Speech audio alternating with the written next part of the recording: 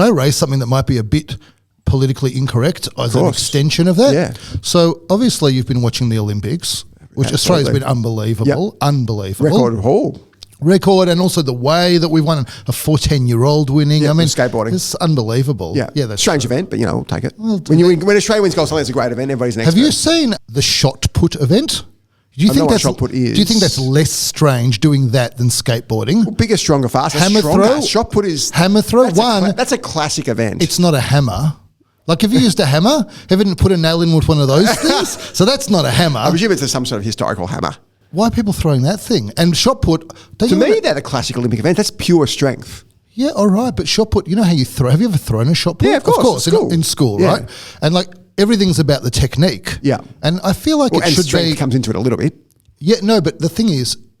I don't mind the idea of throwing a heavy ball. I mean, it's a bit of a weird concept to begin with. How heavy is a shot put? I don't know, some number of kilos. I'm going to go for I'm going to go for 3. Well, it's more than 7. Maybe 7. I'm just random number generating here. And so I feel like if you're going to say to someone, you have to throw it as far as possible. I have the answer. What's the answer? 7 for men, 4 for women. Oh, I said 3 and 7, and I was 4 and 7. Massive difference. I mean, you know, if I wouldn't have told you that I was just guessing, I would have sounded quite sophisticated and knowledgeable then. And so, you know, when you go in medical school, you're not going to like the sound of this. It's a slight digression, but when you go and study in medicine, you have these oral exams. Yep. And what they teach you is, even if you don't know the answer, just be as confident as possible, because you're not going to lose marks for saying the wrong thing, but you might not get full marks if it doesn't sound like you really know. Yeah. I don't think that's the right training to give a doctor. What do you think's wrong with me? Definitely, this thing is a lesion inside your humerus. Well, it's not even on my arm, you know? Anyway. Well, that explains why the third largest cause of death is doctor error. Yeah, doctor overconfidence maybe it should be, but you know, it is trained for. Has there ever been a winner of shot put who isn't from the Soviet bloc? Like surely it's I reckon Yugoslavia there wouldn't have many Albania and... There wouldn't have been many Soviet winners since 1989, would there? 1992. Well, the old Soviet bloc, you know what I mean? Yeah, well, I don't really follow shot put, but my point Australia wins it. My point on shot put was more that if you're going to get someone to throw a 7-kilo ball, let them throw it as however they want. Why do I have to throw it that way? That's ridiculous. Anyway, I had a point with the Olympics. Oh, this is my point. You followed the boxing situation with the female boxer who... got a lot of hate. Yep. And I looked into that a bit, and what essentially to me seems to have happened is that she has like a genotype, like chromosomes of XY, a male, typically male, but they didn't express for whatever kind of biological, pathological, physiological reason, and so she's a woman. She grew up as a woman. There was never any question, and probably they might have tested for her testosterone levels, and they were high. And so one is, I think, she'd have a hard enough life to begin with, going through like that. Like, I think she had a very hard life as well. I'll leave her the hell alone. Okay, that's one thing. The challenge is the IBS or the Boxing Federation had said she can't compete in women's before, and you've got the Olympics, which, as any large sort of organisation, has probably gone a bit woke. So you've got that, and I absolutely feel sorry for her as well. And I think that the majority of opinion now has sort of come in that she's the innocent victim of... She gets clapped now, right, when she does and she's the innocent victim of a stuff up from the Olympics. I don't think it's her fault at all. So let me talk, though, about what is and is not okay in terms of athletes. So think about this. So she got her genotype tested or her testosterone tested, and that was deemed in the Olympics okay, but like in boxing, not okay. Yeah.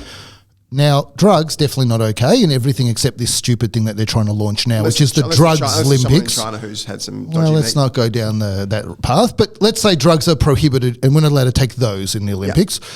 Now, in boxing, whilst it seems, and I don't just mean the Olympics here, like in general boxing, I'm not a boxing fan, but like you can't have too much testosterone, presumably, but if you're too heavy or too light, they take that into account and they say, yes, it's weight classed. So they do divide you up on weight class. So boxing is divided on weight class. But if you're naturally disadvantaged by being short, you got to compete in the high jump with the tall people. Why are there weight classes for boxing and not height classes for high jump? Why? That's a good point. That's a good point, right?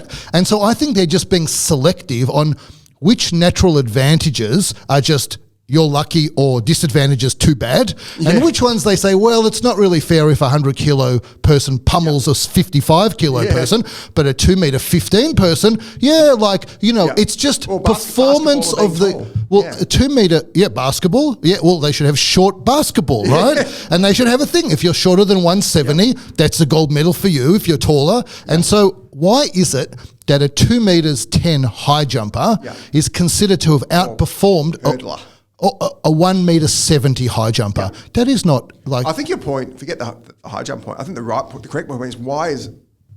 I think weightlifting may have it as well. Why is just boxing and weightlifting the only sports that have, unless there's judo and that maybe what other sports have this extra weight delineation? Well, what about the fact that where it starts is there's one lot of competition for men and one lot of competition for women. So that's the first big separation. And that's why we've got these challenges now I think most people would agree that makes sense to separate out. Well, it seems a lot less clear in the current day and age that we live in. It's extremely controversial now because the reason it was separated... controversial. Well, because the reason it was separated was not as a statement about identity. It was purely on the basis that men have more testosterone and muscle strength is proportional to cross-sectional area and testosterone increases the cross-sectional area of muscle. So it's not fair.